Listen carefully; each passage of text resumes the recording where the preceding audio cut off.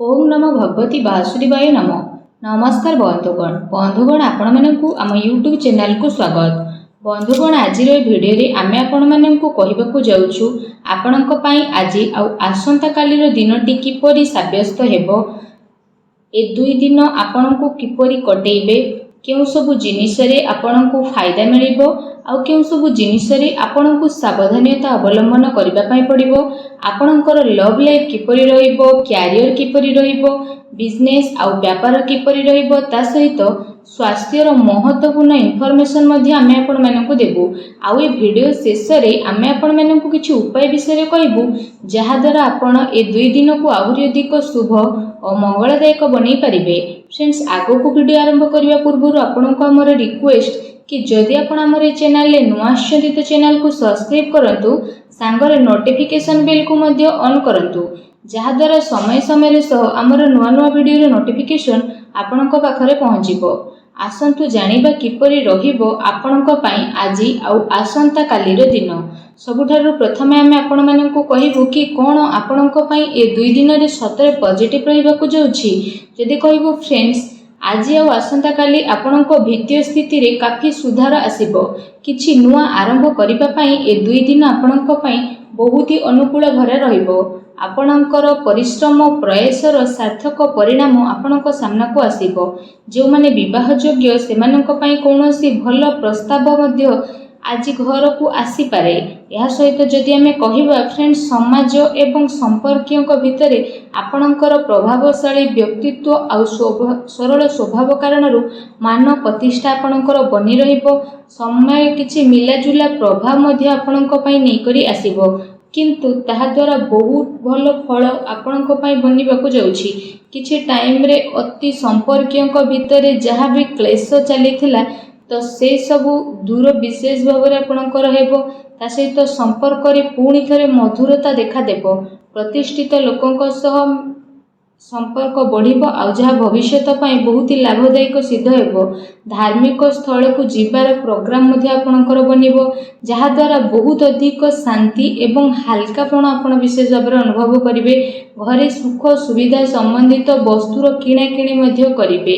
कोनोसी दामी उपहार मध्ये आपनको मिली पारे। विद्यार्थी मानक विषय जदि कहिबा, विद्यार्थी माने तांको चाकरी संबंधित कोनोसी क्षेत्र रे इंटरव्यू रो जोगो मध्ये बनुछि। सेथि पई पूरा परिश्रमर सहित निजर कार्य रे प्रयास करंतु। निजर सिद्धांत रे कोनोसी भी प्रकार समझौता आज आपण आदु करंतु नाही। प्रभावशाली एवं प्रतिभावान लोकों सह अधिक टाइम आपण स्पेंड करिवे। एहा द्वारा आपणकर आत्मबल एवं आत्मविश्वास रे वृद्धि हेबो तथा नकारात्मक विचार मध्ये आपणकर दूर हेबो। भाग्य ठारू अधिक आपण आपणक कर्म उपरे विश्वास रखंतु। दिन आपणक पई आज बहुत ही भल रहिबो। आसंतु जानिबा आपणक पई कोन नेगेटिव रहिबो। जदि कहबा कोनोसी पारिवारिक कथावार्ता को नै भाई भौणी भितर लड़ाई झगड़ा होई पारे। घरर वृद्ध लोकों द्वारा सम्मान को खराब हेबाटू आपण बंचई रखंतु। ता सहित धर्म ना रे केही आपणकर नुकसान मध्ये करि पारे, सेथि पई आपण सावधान रहंतु। घरर कोनोसी वृद्ध लोकों स्वास्थ्य को लेके आपणकर चिंता रहिबो। डॉक्टर को पाखक मध्ये आपण जाई पारती। एहा सहित जदि कहिबा आपणको आपणकर स्वभाव रे ईगो को खत्म करबा पई पड़िबो, जहा द्वारा जहा भी सब प्रॉब्लम थिला सब प्रॉब्लम रे सॉल्व हेबो। कोनोसी भी योजना उपरे काम करबा पूर्वरु आपण विचार थरे करि नियंतु। कोनोसी दुखद समाचार मिलिबा कारणरू किछि टाइम रे आपणको मन रे उदासी आ नकारात्मक विचार मध्ये आसी पारे, किंतु आपण शीघ्र ही से सबरु बाहर को बाहरिबे। विद्यार्थी वर्ग पाठपढ़ा अपेक्षा फालतू कथाबार्ता रे ध्यान केंद्रित करिवे। निजर महत्वपूर्ण कागज पत्र को बहुत ही अधिक संभाली के रखंतु, काहेकि ना जदि हजि जीवो तो मिलिबा बहुत ही कष्ट साध्य हेबो। घरे छोट कथा रे अकारण रे चिंता उत्पन्न हेबो, सेथि पई अधिक क्रोध करिबा ठारू दूरी रुहंतु। सामाजिक गतिविधि रो अधिक ध्यान न देई कि किछि अति संपर्कीय लोक आपणक उपरे नाराज होई पारंती, किंतु एक कथा उपरे ध्यान न देई आपण आपणकर कर्म उपरे लागि रखंतु। घरर वरिष्ठ लोकंकर मान सम्मान अवश्य बनिकी रखंतु। आसंतु जानिबा आपणकर लव लाइफ किपरि रहिबो। तो जीवन साथींकर भावनार आपण सम्मान करंतु। एहा द्वारा संबंध आहुरी अधिक मजबूत हेबो। ପ୍ରେମ ସମ୍ବନ୍ଧ ଆପଣଙ୍କର ମର୍ଯ୍ୟାଦାପୂର୍ଣ୍ଣ ରହିବ। କୌଣସି ବିପରୀତପୂର୍ଣ୍ଣ ଲିଙ୍ଗୀ ଅଚାନକ ମିଳିବା କାରଣରୁ ଆପଣଙ୍କୁ ଆଶ୍ଚର୍ଯ୍ୟଜନକ ପ୍ରସନ୍ନତା ମଧ୍ୟ ଅନୁଭବ ହେବ। ଘର ପରିବାରର ବାତାବରଣ ବହୁତ ହି ସୁଖଦପୂର୍ଣ୍ଣ ରହିବ। ପତି ପତ୍ନୀଙ୍କ ଆପୋଷିକ ସହଯୋଗ ଆପଣଙ୍କ ଘରେ ସୁଖ ଶାନ୍ତି ବନେଇକି ରଖିବ। ପ୍ରେମ ସମ୍ବନ୍ଧରେ ଆଗକୁ ଆସୁଥିବା ଟାଇମରେ ବିବାହରେ ପରିଣତ ହେବାର ପୂର୍ଣ୍ଣ ରୂପରେ ଯୋଗ ବନୁଛି। ଜୀବନ ସାଥୀଙ୍କର ଆପଣଙ୍କୁ ଏବଂ ଆପଣଙ୍କ କାର୍ଯ୍ୟରେ ପୂର୍ଣ୍ଣ ରୂପରେ ସହଯୋଗ ମଧ୍ୟ ମିଳିବ ତଥା ଘରେ ମଧ୍ୟ ଆପଣଙ୍କର ସକାରାତ୍ମକ ବାତାବରଣ ବନି ରହିବ। ଏହା ସହିତ ଫ୍ରେଣ୍ଡସ୍, ନିଜର ବ୍ୟସ୍ତତାରୁ ଆପଣ କିଛି ଟାଇମ ବାହାର କରିବେ ଆଉ ଯାହାଦ୍ୱାରା ଆପଣ ଆଗକୁ ମଧ୍ୟ ବଢ଼ିବେ।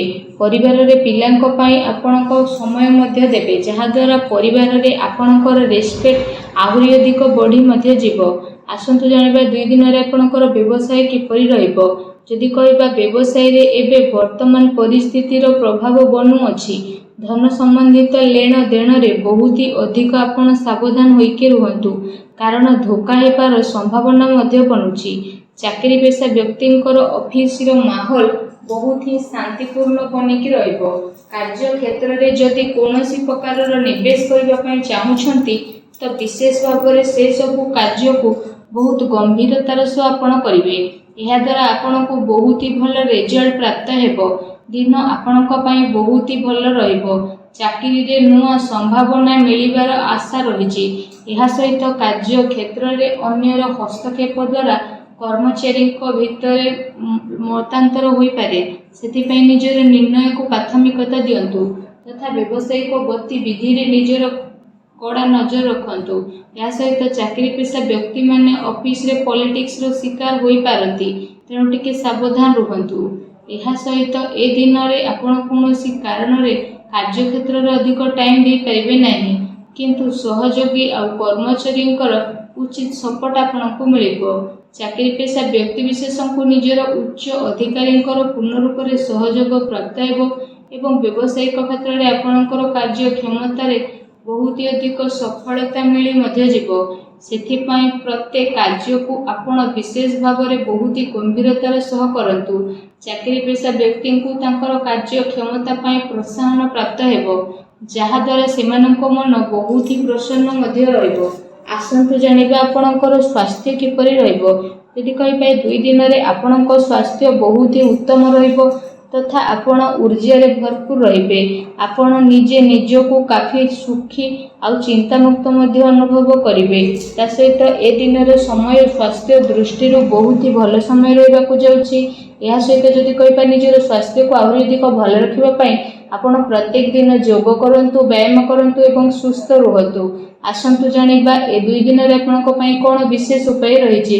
ଆମେ ଆପଣମାନଙ୍କୁ ଯେଉଁ ଉପାୟ ବିଷୟରେ କହିବାକୁ ଯାଉଛୁ, ଏ ଉପାୟ ଆପଣ ସନ୍ଧ୍ୟା ସମୟରେ କରିପାରିବେ।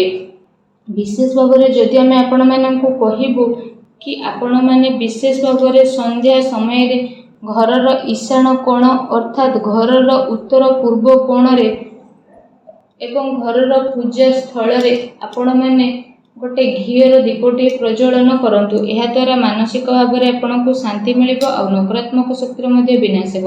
ଭିଡ଼ିଓ କେମିତି ଲାଗିଲା କମେଣ୍ଟ କରିକି ଜଣାନ୍ତୁ। ଚ୍ୟାନେଲରେ ନୂଆ ଆସିଥିଲେ ଚ୍ୟାନେଲକୁ ସବସ୍କ୍ରାଇବ୍ କରନ୍ତୁ। ଧନ୍ୟବାଦ।